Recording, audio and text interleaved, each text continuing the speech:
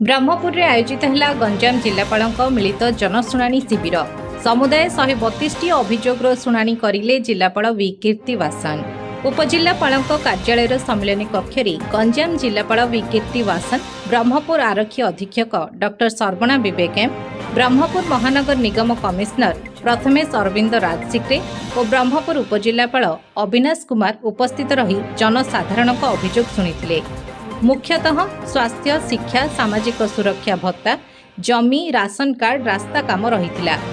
समुदाय 132 अभियोग मध्यरु व्यक्तिगत अभियोग 112 और ग्राम भित्तिक समस्या 10 रहिथिबा बेले 2 अभियोग तुरंत समाधान करा जायथिला एवं रेडक्रॉस पांठिरु 8 जन को 27,500 टंका सहायता राशि प्रदान करथिले जिलापाल। जिलार समस्त विभागीय अधिकारी और ब्रह्मपुर उपखंडर बीडीओ और तहसीलदार उपस्थित रहिथिले अभियोग शुणाणी प्रकोष्ठ रे।